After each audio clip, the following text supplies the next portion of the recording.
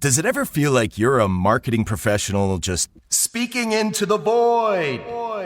Well, with LinkedIn ads, you can know you're reaching the right decision makers. You can even target buyers by job title, industry, company, seniority, skills. Wait, did I say job title yet? Get started today and see how you can avoid the void and reach the right buyers with LinkedIn ads. We'll even give you a $100 credit on your next campaign. Get started at linkedin.com/results. Terms and conditions apply. Kaleigh presents, in the red corner, the undisputed, undefeated Weed Whacker Guy. Champion of hurling grass and pollen everywhere. And in the blue corner, the challenger, extra strength, Kaleigh. Eye drops that work all day to prevent the release of histamines that cause itchy allergy eyes. And the winner, by knockout, is Kaleigh. Kaleigh, bring it on. Welcome to the Sportsman's Voice Roundup, your weekly look at conservation and sporting community news happening across the nation and on the Hill. Thanks for tuning in. This is the TSV Roundup. Welcome back, everybody, to this week's edition of the Sportsman's Voice Roundup, your weekly look at conservation news from across the nation. Brought to you by, this week, Bass Pro Shops, Richard Childress Racing, and Hornady for the week of March 26, 2025. Our lead story this week, Maryland's lead hunting ammo ban killed at crossover. We welcome in Kaleigh Leager in a moment. Let's get to the rest of the headlines. Nebraska legislation protecting firearm retailers and consumers on the move. CSF supports habitat improvement project in Montana Wildlife Management Area. Wyoming corner crossing ruling upheld in the 10th Circuit Court of Appeals. Finally, a better bang for your buck. Second Amendment sales tax holiday legislation moving in Georgia and Alabama. All of that and much, much more. But let us now turn to Kaleigh Leager with this lead story. A pretty big win here in Maryland. It looked at the beginning of the session like it was a foregone conclusion. Hunters in the old line state were going to be out, as it were, on the lead, but not so fast. Kaleigh, welcome to the show. Hey, thanks, Fred. I appreciate you having me on here this morning. Great. So tell us, from start to finish, how we got to this point where, like I said at the top, it looked pretty ominous. I know the conversations you and I were having, things weren't looking so good, but here we are. Take us through the whole process. Yeah, absolutely. So I'll back it up to last year, Fred. We saw this bill last year, and basically exactly like you mentioned, it would do what is harmful to conservation, and what that is it would require the Department of Natural Resources to phase out lead hunting ammunition for all game species in Maryland. So we know in the 90s it was phased out for waterfowl, and this would kind of follow that suit and ban it for all hunting game species here in Maryland. So it was going to do it through a phase out program. One year it would try to do with one species, and then the next year it would follow suit until we basically got through every game species that we have available here. And last year it kind of had the same fate as this year. There was some confusion, there was some contention between the topic, and it just ultimately didn't make it out of committee. We knew it was going to come back this year, but it looked a little bit differently. What they did this year is not just doing the phase out for the lead ammunition for hunting, but they also included a provision that was going to bring fox chasing in line with all other forms of hunting in Maryland. The fox chasers have a carve out in statute where they did not have to buy a hunting license. And what this bill would do was it would require those fox chasers to purchase a hunting license. And with that, it would give them some protections that the hunting community has. But there was some issues with that as well. And then with that program, we're going to use those resources to fund the hunter farmer marriage to help farmers with crop depredation, and also give some access to some hunters to some private land. But again, ultimately, it didn't make it out of committee. It was introduced in the Senate and in the House this year. Last year, it was just in the Senate. So we had a little bit of more of a uphill battle as it was introduced in the opposite chamber. And we did just that. We went to both sides. I testified in the Senate. I testified in the House. We submitted a written opposition letter, basically stating if this is something that's scientifically proven that's needed, let's go about this in a voluntary incentive-based program instead of a blanket ban. We had some great partnerships with some in-state folks, some other national organizations that also shared our concerns. And at the end of the day, we were able to convince both committees in the House and the Senate not to take it up for a vote. And it did not make it over to the opposite chambers or even on the floor for a vote by the time that it was due to do so. So here we are. We were successful at beating it this year. I'm sure that it's going to come back in 2026. I'm looking forward to working with Maryland's Department of Natural Resources to see how we can, address some of these concerns that the proponents of this bill are having. But for this year, we're good. We were able to beat it down, and hunters are allowed to continue to use lead for game species in Maryland. It's interesting you brought up, working with the agency and other folks talking about the science, and tends to be a sticking point when this conversation slash argument and comes up where it does, and then you even mentioned going back into the 90s with waterfowl hunting ammunition. So some people will say they have that science, and then we will look at that science and say this is not definitive. Most of this is very specific to one area, one body of water, perhaps, or one population of loon up here in the Northeast, or maybe Minnesota area, Great Lakes, eagles here or there, but it doesn't seem to be widespread, right? Like the studies we're presented with that inevitably bring this up aren't showing the entire eastern seaboard population of raptors or other critters are contaminated with lead, like some of the I hate to say the word propaganda, but it really feels like it. Some of the science would lead you to believe in kind of mainstream media as this stuff gets presented. And when you dial it down and drill into it, it becomes very prescriptive almost. Like, okay, so we did have some loons up in the Northeast that maybe got into some lead sinkers, but not all the loons in the Northeast are on death's doorstep. It was very specific. Can you speak to some of that and some of the arguments that were made when you were in committee? Yeah, absolutely. So we we didn't necessarily ask, but when the folks who were really behind this bill came and testified in favor of it with the bill sponsors, they were citing a lot of studies from out west, like the California condor. That's a big one. No. And some of the Western plains and things of that nature. They never did mention a Maryland specific study.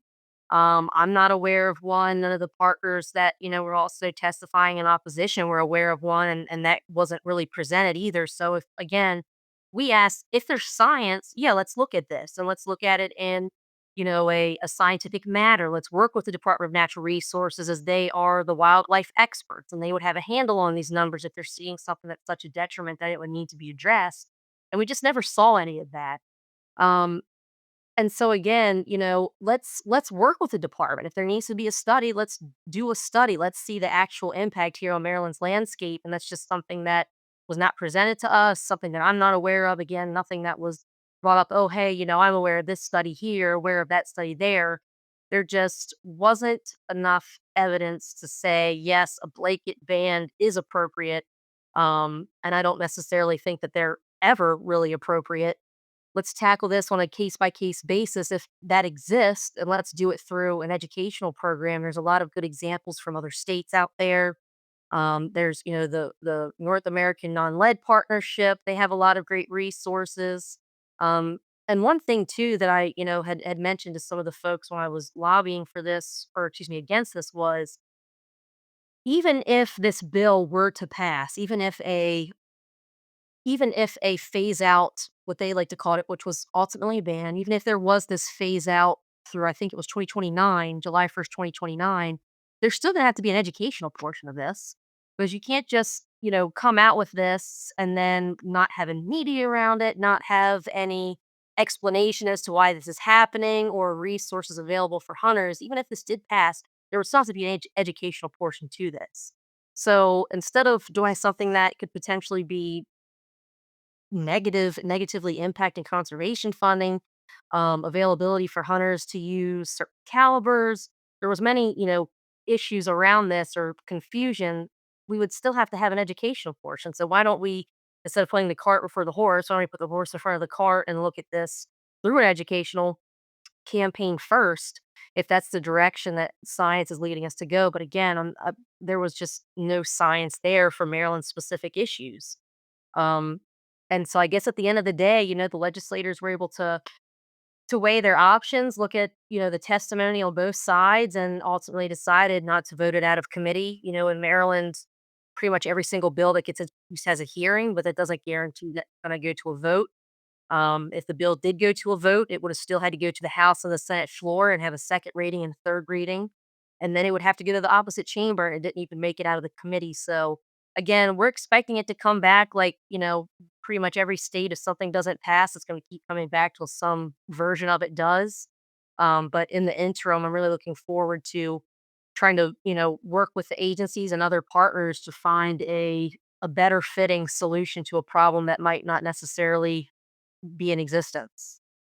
I think it's fair to say we as a community could have this goal of transferring to something else to, you know, phasing let out over a period of time.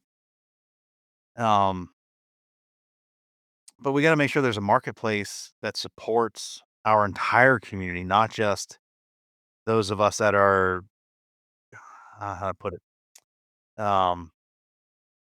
obsessed. Maybe I can look at you as a waterfowler, know that no matter what, you specifically are gonna go out and buy alternate. Well, you have to, right? Because they forced your hand. But this stuff's not cheap, is what I'm getting to. So if we're accounting for our entire community, we know that lead is the more economic way to get people in the door to participating in shooting sports and hunting. If all of a sudden we start pricing out a majority of the marketplace, the majority of our participation, it puts us in a pretty bad spot. As a turkey hunter, I didn't mind trying out TSS when it hit the market some years back.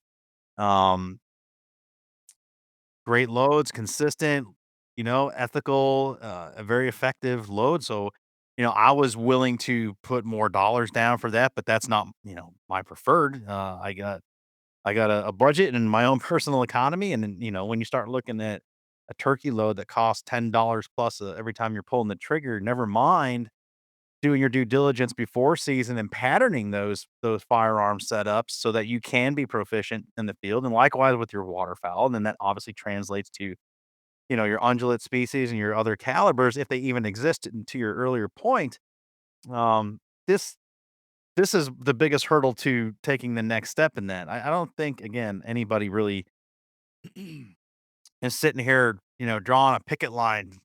Hell no, we won't go, lead forever kind of thing. But there's got to be viable options in the marketplace that doesn't create barriers for people to continue in their sport. That doesn't create deficiencies in the funding mechanism. Um, So anyway, certainly things to address. You did address many of those in your testimony, as well as our other interested in-state partners. So all this to say, for now, because of your good work and others, folks in Maryland aren't going to have to worry about this for another season. Likely come up again, but hopefully, um, between now and then, and there's opportunity to have more conversations and get our preferred uh, methodology in place and considered, and not come down so heavy-handed on it. Yeah, and if I could just put one more thing in here for before I hop off here, I found it very interesting. So with at the national level, we're seeing changes, from the White House, and with that, with the tariff increases with everybody. Sometimes some of the alternatives, such as bismuth and tungsten and all the other metals that are being used, they are primarily brought in from some of the foreign countries that were, placed with some of the increased tariffs. And one of the companies that I use for my waterfowl shells, they kind of gave us an email not necessarily a warning, but like, hey, heads up. It was right in January that we're going to be seeing an increase in prices and some restrictions on some of the materials that we're going to be able to get. And it kind of caused a panic, and I fell to that, and I went and made sure that I had bought 2 cases for myself and for my husband for this upcoming season because I didn't know what the prices were going to look like if I waited, right before duck season came in October, September, and so a few months later we got another email. I think it was actually the beginning of this month that basically said just that, like, hey, our predictions of the increased prices have come true. I can't remember what the exact number was, but it was more than 3/4 of the bismuth and tungsten is mined, I believe, in China, and they've put some restrictions on that. So with that, the amount that they're able to get has been reduced, thus allowing them to produce less. And what they do have is going to be more expensive. So you're seeing that pretty significant uptick in cost on something that, again, that was, you know, forced upon us in the 90s. So just kind of a plug there too. Things that are available now are probably going to get more expensive until some of these, tariff things are figured out. I'm not an economist and I'm not going to pretend that I have a complete handle on, national economy and policy related to that. But just seeing from a consumer side, we're already kind of seeing some of those increases in prices and increase in demand with the supply shortage. So just something to keep an eye on, folks. If you have a if you have a preferred ammunition, keep an eye on the prices of that. If it has tungsten or if it has bismuth in it, we might be seeing shortages and increased prices. So just keep an eye out, be vigilant, and happy hunting. So what you're telling me is I'm gonna keep my turkey lows locked up for another season, and my kid is gonna be running his 20 gauge as opposed to his 410 here in New Hampshire, because by rule, he has to run those TSS loads in his 410. Maybe we just hold on to those for another season. One Call it an one investment. Make sure you're one shot, one kill, Fred. That's all I gotta say. Yeah. No Oh, double yeah. tapping.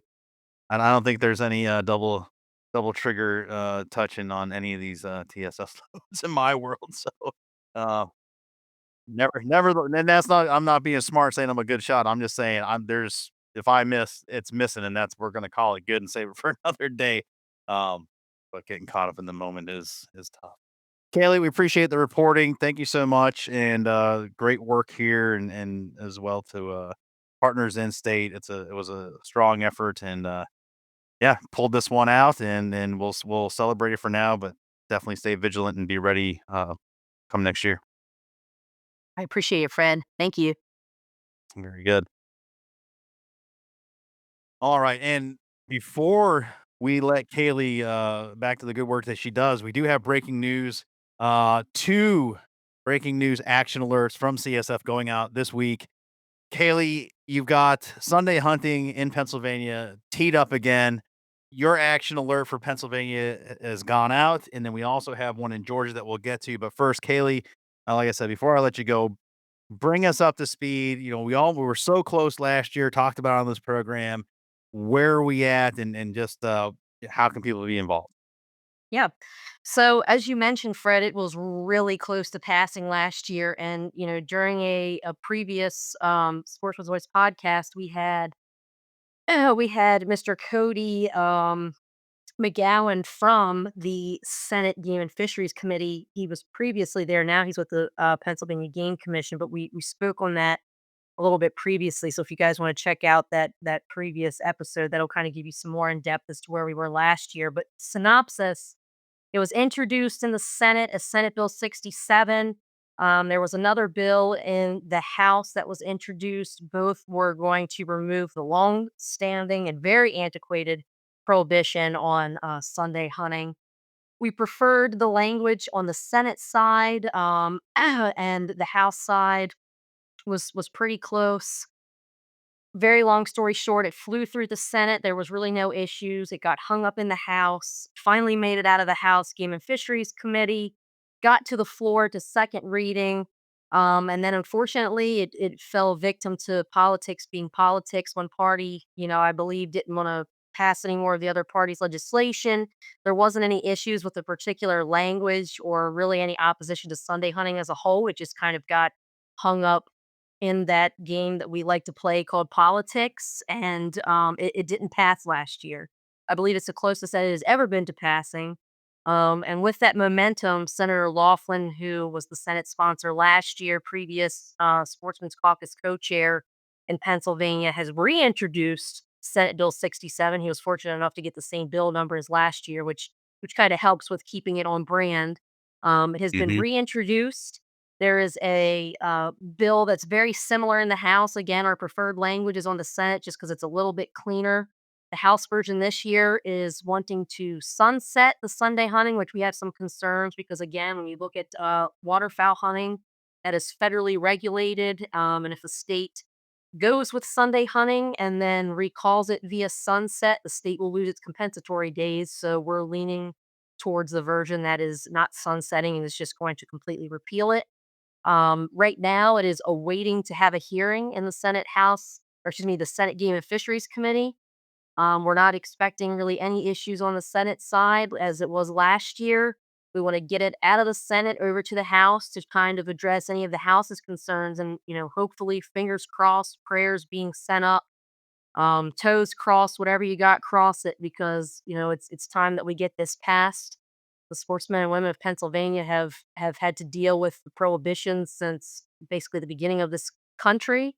And it's time to bring it into the 21st century. There's plenty of states around them and across the country that have done away with it. And it's time for Pennsylvania to hop on board. Yeah, no doubt. And, I think it's important to reiterate that we're picking up right where we left off. Again, the legislative process is a reset, but the momentum and the importance and the need to get this done. We had a pause. Look at it that way for those of you who are in state and this is important to you and you're wanting to get this done. That's where we're at. So if you're seeing this action alert, if it hits your email or our partners are pushing it out and you're on their distribution list, do engage. And I think what's really important to note about how we at CSF go about this, others will know from engaging in prior campaigns, whatever you have in your state, that a lot of legislators will get upset because they feel like they're getting spammed, right? Some organization will pick out a canned message and, just sign your name here and, it'll go to the entire legislative body. That's not how we do business here. They're very um, dialed in messages that you, the participant, if you are in Pennsylvania, you can edit the body of this email, tailor it to your concerns with your name, and then it goes to very specific legislators. We're not spamming the entire Senate, the entire House, both chambers. Like not everyone is going to get this. It's going to the people that it matters to, the people that need to hear from you, so that they're hearing these very important messages of concern and why this needs to get done. And I think that really for what we're doing helps separate us and is a value add for when you do participate in one of our campaigns. That's what we're helping kind of clear some of those gatekeeping roadblocks that exist through the electronic testimony submission or comment submission. So if you see it out there, if it hits your email, do take a look at it and do get involved. Um, and those that you listened in last week, on that lead story in Maine, we were talking about right to hunt and fish. I very passionately so got on a somewhat of a tangent, even though I said I wouldn't. As it concerns Sunday hunting, I remind you, Maine and Massachusetts are the only two states in the country that have a full, complete prohibition on it. Pennsylvania is pretty damn close, man. It is. Pennsylvania is like right there. If not for a handful or even less than a handful of Sundays, you might as well have a complete prohibition. So Pennsylvania is not very far off from what Massachusetts and Maine has. And I will get on the soapbox again. It is discriminatory against hunters only. That is, any of you folks that live in Pennsylvania or non-residents for that matter want to go experience some of the wonderful trout fishing that Pennsylvania has to offer, some outdoor recreating and kayaking and bird watching, or hell, if you got a piece of land and you want to do some target shooting, you can go shoot all the live long day on a Sunday, but you can't go any given Sunday and hunt, which is again, it is completely discriminatory and the status needs to be changed. And here we have an opportunity. And for you at the grassroots level to get involved is important. And just hearing from us is good. Obviously, Kaleigh's reporting in Maryland. and working together with our caucuses, that's important. We get some results. But something like this, the legislators need to hear it from the constituency why this is important, why this is outdated, why it's discriminatory, and why Pennsylvanians are tired of it and need a change. Kaleigh, I'll leave you last word. Yeah, absolutely. Just like Fred said, we have sent out that action alert. You have to be a Pennsylvania resident. You enter in your address. With that, it populates who it's going to go to your representatives.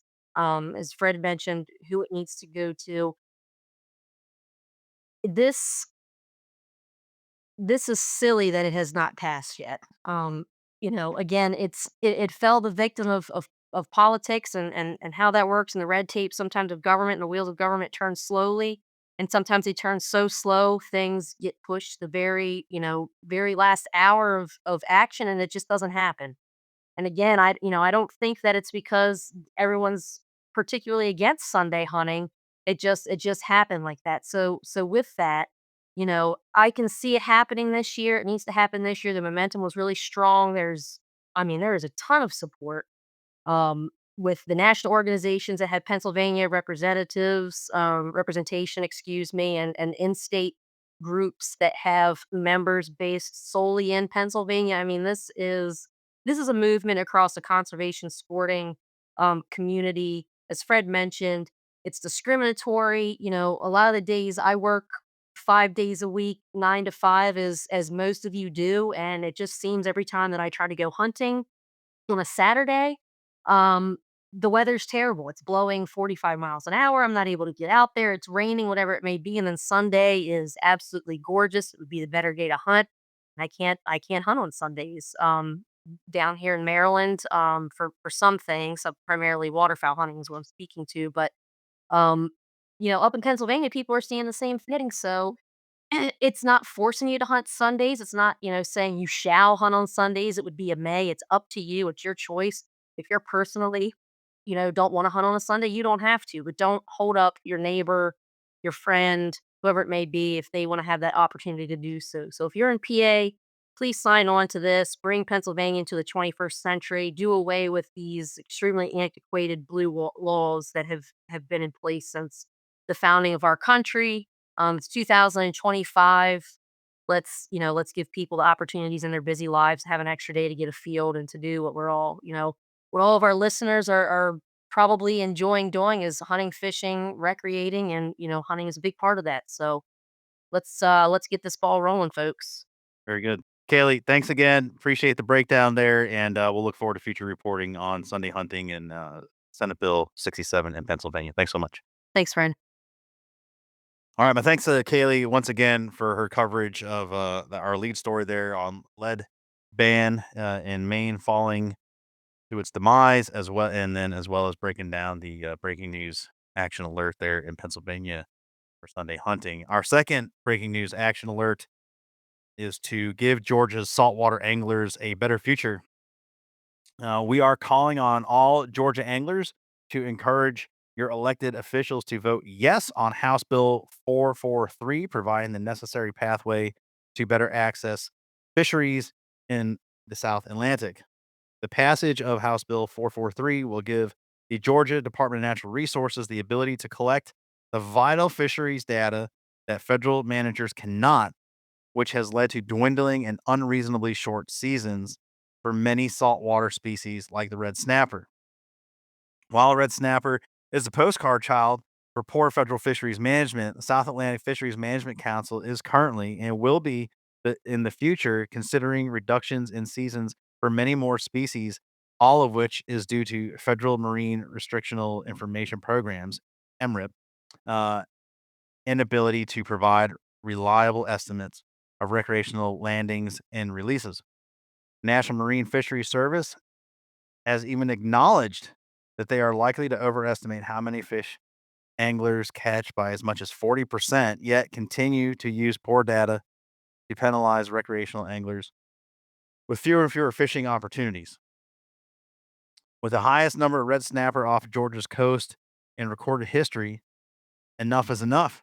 Fortunately, there is a clear roadmap on how to get out of this perpetual spiral of shorter seasons despite increasingly abundant fish populations. A little less than a decade ago, the states to our west in the Gulf were facing similar dwindling seasons for red snapper, despite a rapidly growing snapper population. Today, all 5 Gulf states have red snapper seasons measured in months, not days. How did they do it? The key was to first develop a state recreational data collection program that are more accurate, more precise, and provide more timely information to MRIP so that they can more than MRIP can ever achieve. House Bill 443 will give the Georgia DNR the same ability. So establishing Georgia's reef and migratory fish license endorsement will provide a more realistic number of actual Georgia anglers who fish offshore, allow the Georgia DNR to more accurately count how many fish anglers are catching, provide the necessary funding to support better information, and create the first step toward Georgia, not NMFS, managing the fisheries resource in Georgia's coast. While HB 443 has made it through the House and Senate committee, we cannot take final passage in the Senate for granted. Help us encourage legislators to vote yes on HB 443, ensuring Georgia's saltwater fisheries are better managed and Georgian anglers have the access to those fisheries that they deserve. You get this if you're from Georgia, same breakdown as we just talked about with Pennsylvania, how dialed in it is, how very specific it is. Um, if our partners are pushing this out and you get it, please take action and be involved. This one is moving fast, so we want to get people acting on this as fast as possible. So thank you all for your attention to that. Now, with that lead and breaking news out of the way, we do have a few stories to get to. Before we do that, little housekeeping.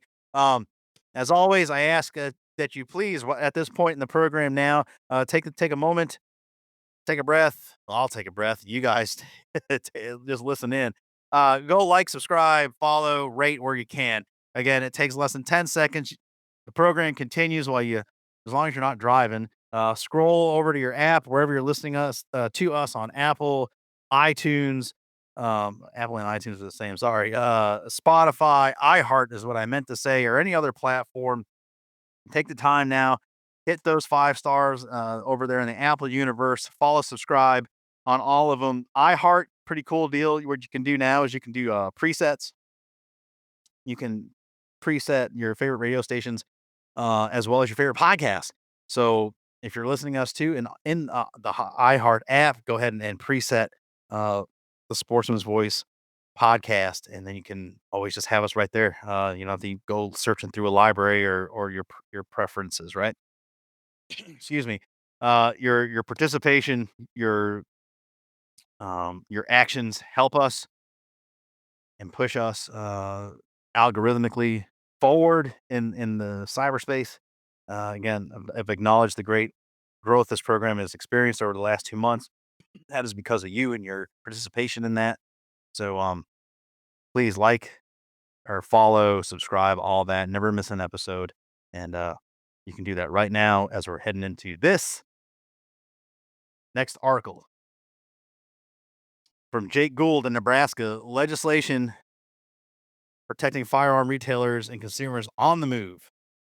Nebraska Legislative Bill 686 would protect hunters and recreational shooters from having their firearms and ammunition purchases tracked or halted by financial institutions. Legislative Bill 687 would make it an unlawful discriminatory practice to refuse a good or service of any kind on the basis that the business is engaged in the lawful commerce of firearms and ammunition. CSF is actively supporting these efforts to protect both firearm purchases and retailers in the Cornhusker State. On St. Patty's Day, on March 17th, Nebraska Legislative Bill I just talked about, 686, 687, were heard in the Banking, Commerce, and Insurance Committee. CSF provided testimony in support of both pieces of legislation.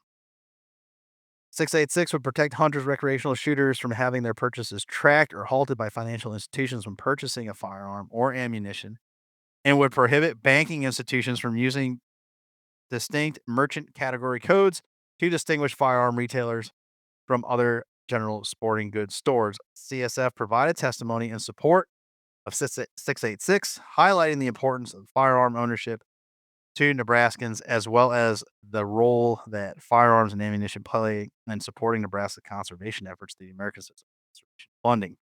If passed, the personal information of sportsmen and women would be protected, ensuring that they are not at increased risk of being harassed by anti-gunners, anti-hunters, which is critical to the continued success of our time-honored outdoor traditions in the Cornhusker State. 687, the Firearm Industry Non-Discrimination Act would make it unlawful for discriminatory practices to refuse goods or services or to terminate existing contracts solely on the basis of the business being engaged in lawful commerce of firearms and munitions. CSF also provided testimony in support of this, explaining the discriminatory business practice against the firearm and ammunition industry have become increasingly common, and legislation like 687 would protect firearm ammunition manufacturers and retailers from these discriminatory practices. If passed, firearm and ammunition industries in Nebraska would not have to worry about discrimination and could continue to engage in lawful commerce firearm ammunition products. It's good to see the proactive stuff there on the MCCs and the discriminatory practices. We've covered it quite a bit, and better to have these things protecting residents, consumers versus the opposite, like we've seen in New York and states like New York, where they are doing the exact opposite, trying to invade the privacy of the good people of this country, and in some cases create de facto registries, uh, being sneaky little devils that they are. So let's get that done in Nebraska, and hopefully we'll hear about some wins there. That would be welcome. Moving on to Montana. This from John Kaleigh. CSF supports habitat improvement project in Montana Wildlife Management Area. Montana Department of Fish, Wildlife, and Parks proposed forest health improvement projects on the Ray Coons Wildlife Management Area would improve habitat for game and non-game species throughout a variety of science-based treatments. CSF is a strong proponent of using active forest management tools to improve forest resilience, wildlife habitat, and access for sportsmen and women. On March 21st, CSF submitted comments on the Forest Habitat Improvement and Fuels Reduction Project Draft Environmental Assessment on the Raccoons Wildlife Management Area in northwest Montana. All that is that I just said there, that whole title is linked in article. Again, perfect time to plug. Going to congressionalsportsman.org, signing up for the TSV, getting that in your inbox. It's a compliment to what we're doing here, or vice versa. But you got the in article links that take you right to these bills, our testimony, all the other links, so you can dive deeper into these. Let's continue. CSF supported alternative to the proposed project to support moving forest stands towards a desired habitat condition to support canopy cover for white-tailed deer winter range, increase understory browse and foliage for wildlife, reduce insect infestation, and reduce hazardous fuels to mitigate severe wildfire risk. CSF's letter stated, "We strongly support the proposed project on the Raccoons Wildlife Management Area to improve forest health and wildlife habitat and reduce hazardous fuel loads. The proposed commercial and non-commercial thinning treatments and prescribed burning will address the declining forest health on the wildlife management area, improve habitat for a range of wildlife species, and reduce the risk of severe wildfire. While the thinnings and harvest may reduce deer winter range uh, in the short term, in the long term, the benefits outweigh the temporary um, reduction there in that habitat. Uh, if alternative one, the no action alternative is chosen, no work would be done to support winter range habitat in the long term. And the project also proposes pile burning to reduce fuel loads, as well as broadcast burning, which will promote aspen regeneration and benefit fire adapt grasses, forbs, and shrubs important to wildlife. CSF appreciates the work of the state agency actively stewarding forest resources for wildlife and looks forward to seeing the project implemented and proposed." So little short term disruption for a very beneficial long-term game there in Montana. Thank John for his reporting there. Heading over to Wyoming. This has been all over the socials. All over the socials. This has been a long, multi-year discussion out in Wyoming. Corner crossing, and this we got a ruling here on corner crossing that the upheld by the 10th Circuit of Appeals. So, little background: Western states have long been celebrating the outdoor community as being a mecca of outdoor recreational opportunity, thanks in part to the vast amounts of state and federal land open to the public. Over time, some states have become segmented into a patchwork of public-private land. This leads to some tensions between public land users and private land owners at the corners where these lands intersect. These tensions boiled up to the 10th Circuit Court of Appeals, which recently published an opinion on the debate, upholding the practice known as corner crossing in that region. The checkerboard nature of property holdings in the West has created a patchwork of disjointed public lands in a way that can lead to disputes between public land users and neighboring private landowners who are vital partners in the overall wildlife and recreational management efforts. 10th Circuit Court of Appeals recently affirmed that corner crossing is a legal method of accessing public land parcels in that area. On March 18th, 10th Circuit published its decision on appellate case 238043. Again, that is linked in the article. You can go read that decision. Between the private land holding and a group of hunters, utilizing illustrations and a historical breakdown to describe the ways in which the private properties are enmeshed with state, excuse me, and federal public lands. The ruling explains how this checkered board was created. During the early settlement of the Western United States Congress created a checkerboard of land grants and areas surrounding proposed railroad routes as it worked to encourage Western expansion. Congress granted odd numbered squares to railroad companies corresponding with each mile of railroad track that was laid, while maintaining the even number squares for the federal government. As properties have bought and sold over time, the patchwork of public lands becomes further isolated, eventually leading to this access dispute in Carbon County, Wyoming.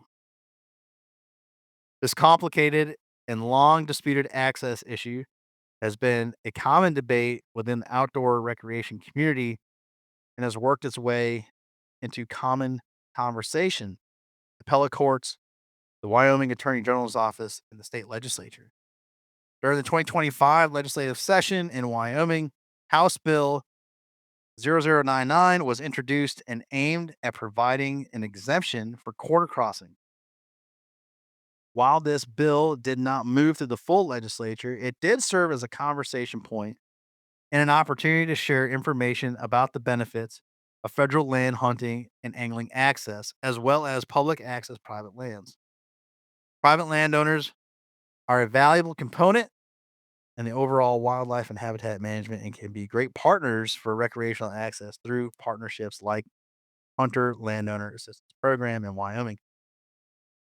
The corner crossing court case and bills like House Bill 0099 can bring a wide variety of stakeholders to the table, proactive and creative solutions. That is a welcome news story there. Thank you to Marie Newmiller for reporting there. Again, it's many of you who have been around know that is it's been a long debated conversation, debated topic, and now we have clarity. And for those that don't get it, I mean, basically, literally, picture a checkerboard overlaid over the West. Marie gives the historical context in her article, but essentially, you're going from a piece of public to another, and you have this literal corner intersection. And as I remember the story going, there were some hunters that I don't know what app they were using. One of the Onyx hunt stand type apps, finding where they were at knowing exactly where that corner was and stepping over. Like there didn't have to be a fence there. Likely there probably was not. But the act of taking their physical being, going from one part of this corner of a square to this south side of this other square caused dispute because now I guess they were debating like where your foot was in the air. Literally, is that my air? Is that air on private or public? And like really, uh, and in my opinion, and again, I'm removed from it living in the East and not a private landowner, but in my opinion, like created a problem that really didn't need to be. Like you got folks out there utilizing the public land system and really being the best they can, best neighbors by getting down to the very nitty-gritty corner and literally stepping in a fashion in which they think or their attempt is as legal as possible and not encroaching on somebody else's private property and trying to be good neighbors. Um, so anyway, that's as I remember it, a lot of that came up and here we go. So you've got this solution, this ruling. So all things should be cleared up. Um, there you go.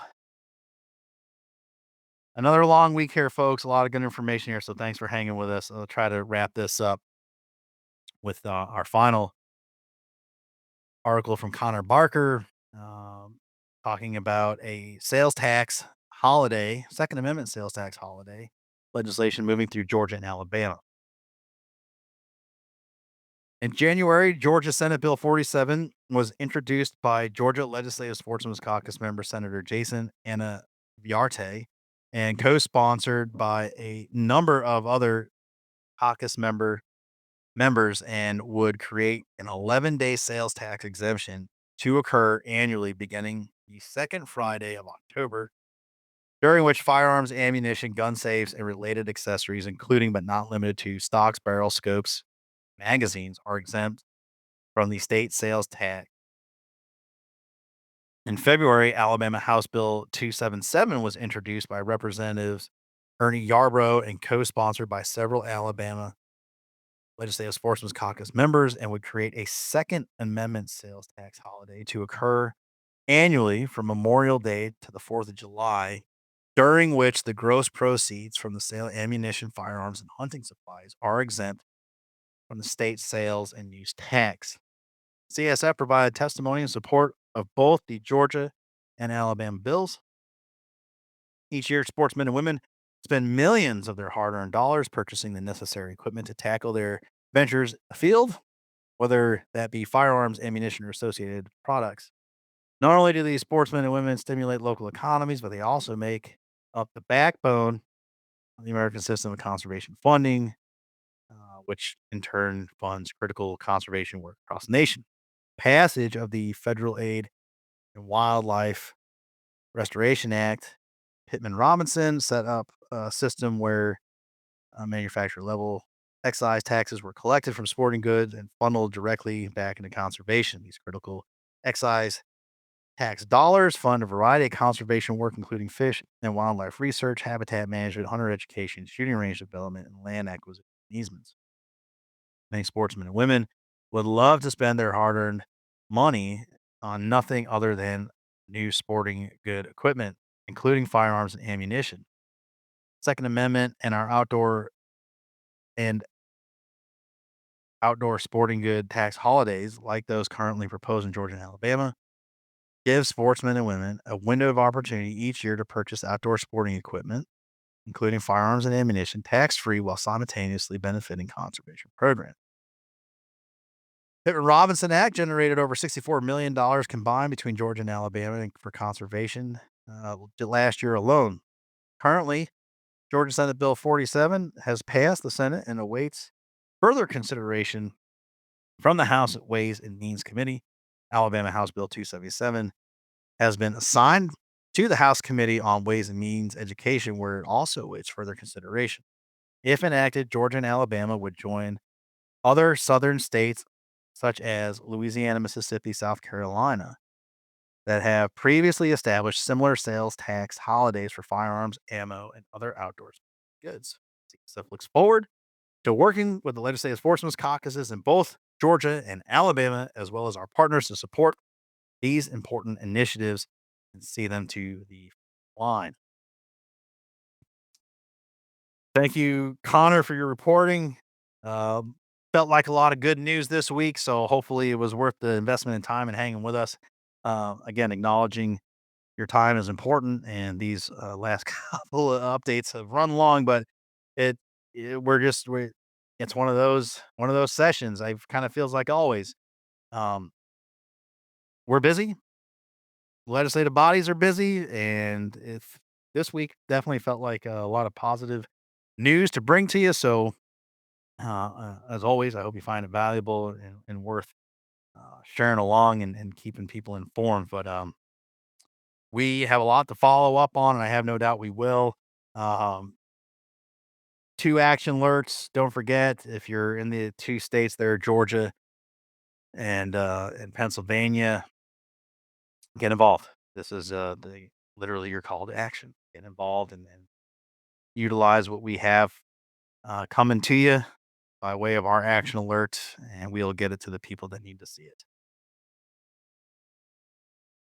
That's it. That's it for this week's show. No feature this week, off week. So do go back, check out. We did a Q1 policy update with our leads in federal policy, Taylor Schmitz, Chris Horton, John Colclaser, all fan favorites. You guys have heard from them time and time again, but giving us the 40,000 foot view of what's going on federally, first quarter 2025.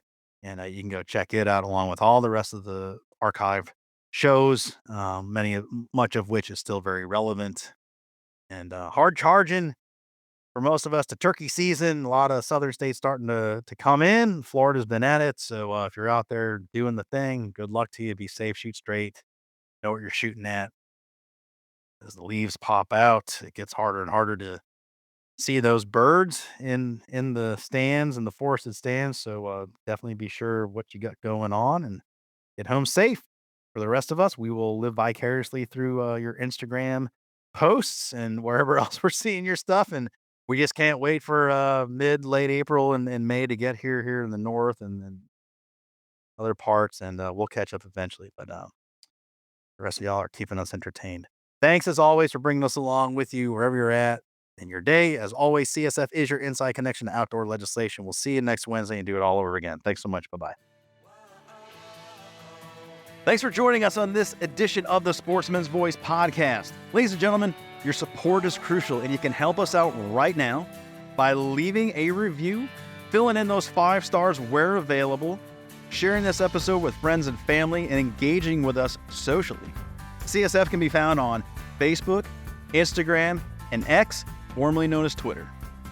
Together, we can protect the outdoor sports we love and continue to keep you informed wherever you are.